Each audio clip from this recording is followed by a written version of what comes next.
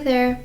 Today I wanted to bring to you a tutorial on how to create a minimalistic calendar background on Affinity Designer. Affinity Designer is an app available on the iPad that allows you to create vector-based graphics, most similar to Adobe Illustrator. Follow along with me while I show the tools I used and the steps I took to create this calendar background. When you first open up Affinity Designer, we want to go and create a new document. So in the document settings, there's a bunch of different presets, but we're going to use the device preset with your device's screen dimensions. So you'll see that there's a bunch of tools on the left and tools on the right. So there's a question mark at the bottom where you can press on it and see what each icon is supposed to be doing. So sometimes you'll see that there's tools with this little caret on the bottom, and this means that they have additional options. So if you come to the text here, you'll see art text and frame text. We're going to go ahead and create the art text first, and then when you click and drag, we're just going to go ahead and mark that as April. How we want to move around this text that we created is we want to use this move tool here. Once you select it, you can move it around, you can manipulate the shape and size. So we're just going to align this the middle here. Once we have this selected, we can go to this with the cursive A. Here we can change the font. I'm going to use Quentin. So now that we have this defined, we're going to add more text. And I want to use a frame text for that, and I'll show you the differences between them in a bit. So here I'm going to put Sunday, and then we can position it in the middle here. Let's go ahead and duplicate that. So we can use finger gestures for this. So if you select a text box with the move tool, if you put down one finger and you see this blue circly thingy showing up, it will move the tool in axes like this. Next, if I put down two fingers, now we're duplicating this object.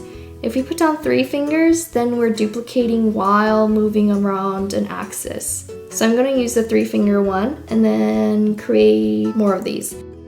So you can actually do this with keyboard as well. For the keyboard, you want to press down Command to duplicate, and then pressing Shift will help you to stay within an axis.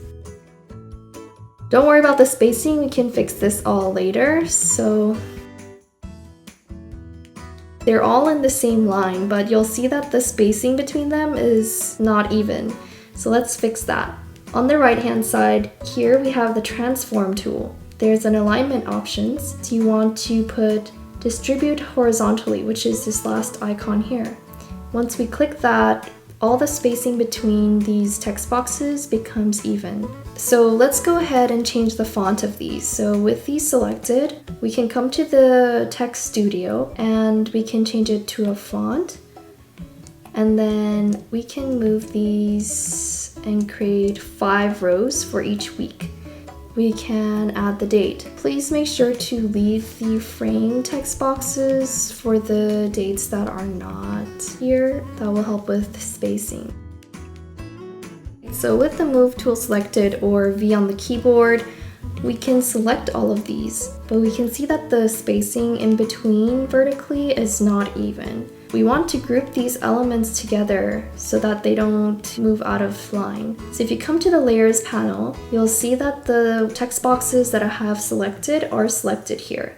And to group them, we can select this icon to group. So now you see in the group that we have all of our text boxes that we selected earlier. This is much easier on the keyboard. If you select these and press Command G, then they become a group.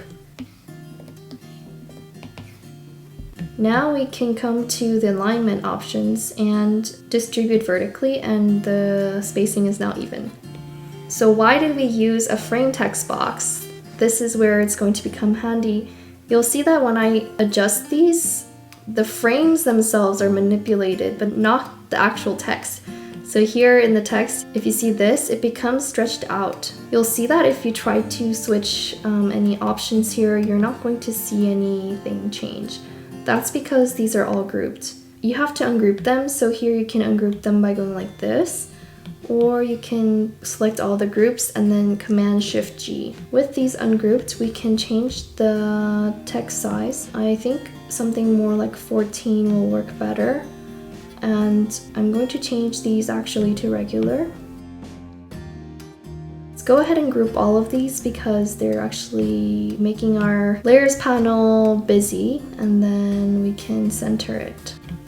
So we now have a basic calendar. Now we can add some more fun stuff to it. So let's go ahead and add a background color to it. So let's take that rectangle. So in the colors, you'll see that there's two different types of circles. We have the kind of like a donut-like circle and then a full circle. This is the fill and this is the stroke. If we change the fill, we'll see this. And then if you change the stroke, if we increase the size of the stroke, you'll see that it's actually a border and it's changing the color of the border. So we want to actually remove that. To arrange this rectangle at the bottom behind the calendar, here we can move our rectangle kind of below the calendar here, like that. And we want to actually have some kind of a nicer color. So here, let's just search for a neutral color palette. And then let's go ahead and copy it into our Affinity Designer. And I want to reference this throughout, but I want it on the side. But you can see that it's black and I can't see it. So if you come to the document settings, you can go to artboards and we can add an artboard. So if we add one in the document preset, we'll have an artboard that matches our current document. And if you insert more, then you'll see that it comes out in the same size. Select our background, and I want it to be this nude color. We can use this eyedropper tool and drag it out to nude, and you'll see that we have captured the nude color here in the eyedropper. But it has not been applied to the rectangle yet, and that's where we're going to press this. And now the color is applied to our rectangle. I also want to change the color of this text here to one of these in the palette because I know these colors work together well. Let's go ahead and ungroup these. We need to do that to manipulate the text inside. So here we can come to the color. Let's take that eyedropper tool. We sampled the color and then now we can apply it to our text. I want to accentuate the April month a little bit more. Here I have this kind of glittery texture and I want it to show up under the April. So let's go ahead and add that.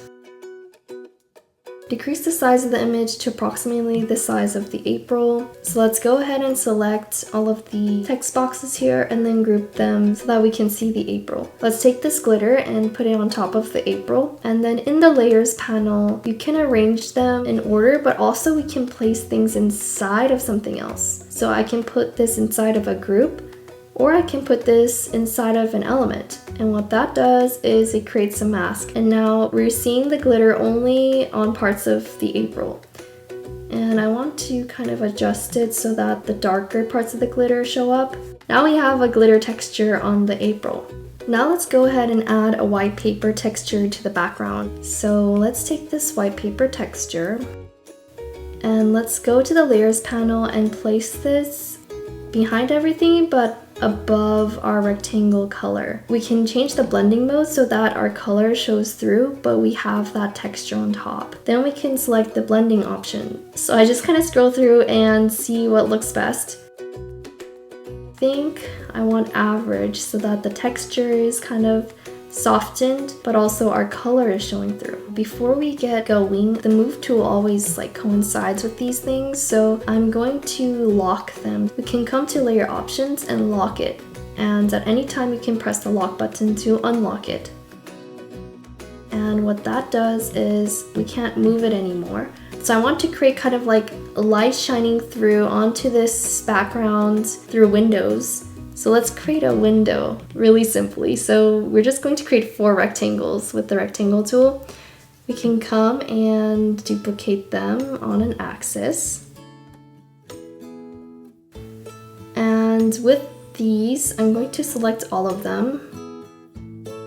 Since light is shining through at an angle, what we can do is we can come to the transform tool and we can add kind of like a shear to add 3-dimensional perspective to it. I think something like 15 degrees might work here. Change the color to white. Something like light is never hard edges like this, so we can add kind of a soft blur to it. So select all of the rectangles. In the FX panel, you have a bunch of options. I'm going to select the Gaussian blur. You can enable it, but nothing's going to change because you have to select into the Gaussian blur. And then on the bottom, you see some options. And I'm going to set the radius to 15 pixels. Perfect. So I want the white to also show parts of the texture coming through, but not that much. So now we can also come into the rectangles and then go to blending mode. With the 4 objects selected, I can select the blending mode and look through some options on what I want. And I kind of want this like soft vibe. And the soft light blending mode looks perfect for this. And I want the opacity to be a little bit lower, so it's more of like a subtle window light shining through. Increase the size of it as we wish, and then let's duplicate that. And for these rectangles, to make it seem like this window is kind of farther away, we can add more of a Gaussian blur to it. I'm going to change this to 25 pixels. So we have a little bit of perspective. I don't know how much that adds, but it's a little bit of variance. And I'm liking how this looks, but I think it lacks a little bit of dimension. So we can add a bit of a gradient to the color. So let's come to the layer options and let's unlock our color background and select this. To add a gradient, we can come to the gradient tool here, and then at the bottom, instead of solid, let's move it to linear. So I'm going to adjust the angle so that it matches the shear of the windows. I want the gradient to be a bit more subtle, and I'm not a huge fan of this color right here. So here in the colors panel, we can come and select this beige. And then we can apply this color, and now we have more of a subtle gradient going on.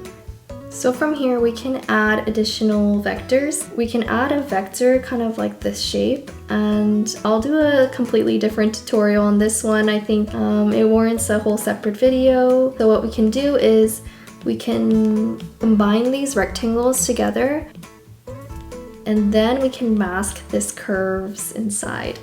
We have this plant that's kind of blocking the light here. We can add vectors like this.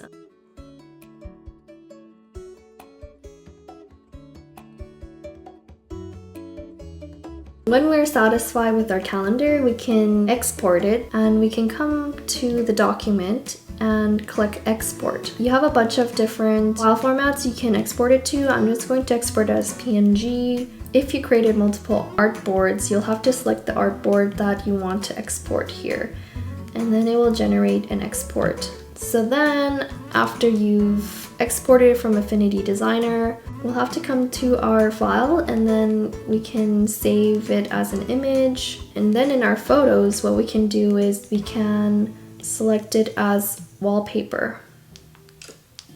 So now our lock screen is set with our paper texture background, our glittery font, our beigey neutral tones, with our subtle cozy window lighting in the back. Alright, well, I hope you enjoyed this tutorial on how to create a calendar background, and you can find other resources in the description box. Thank you for watching, and I'll see you next time.